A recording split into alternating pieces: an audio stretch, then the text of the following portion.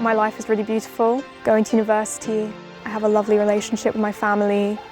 I really have a life that is just beyond what I could have dreamed of.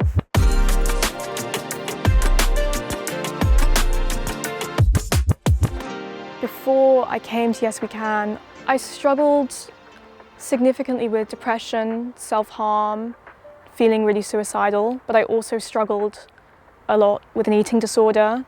It was kind of, I think, the pandemic and the lockdown that really sped up the progression for me.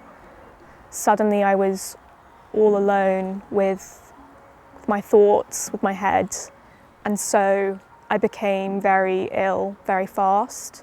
I had been in lots of hospitals for my mental health. I'd been in different residential treatment.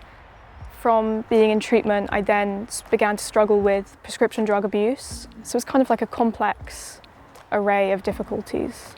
But what I found is that I was only ever treated for like one thing, and so no one was able to kind of look at all of the issues together.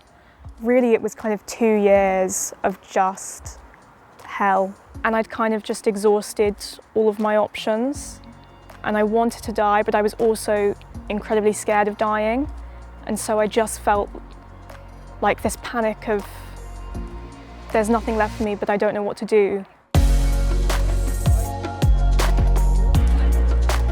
When I came to Yes We Can, meeting everyone and just feeling maybe this was going to be a place to help me. And I remember meeting an expert by experience, and I'd never encountered someone in that role. And it was so incredibly powerful. I think it felt for me like the first time someone was meeting me on my level, and there wasn't this whole dynamic of the patient and the professional. Even being called like a fellow instead of a patient was strange to me, but really, really mattered. I'd gone from doing essentially nothing, not speaking to anyone, to being surrounded with people and things to do constantly. And while it was shocking, it was also exactly what I needed.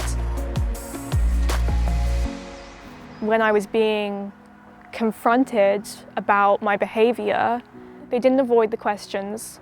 They were just very direct. It was shocking, but I also felt it was from this place of, I see this because I've been there and I know what it's like to be there too, but you don't have to stay there. And having those really direct, those difficult, the sometimes really painful conversations was the most important part about being in treatment here. And it took me a while to be able to like open up. But when I did, you know, the most magical things happened. See you. So good to see you.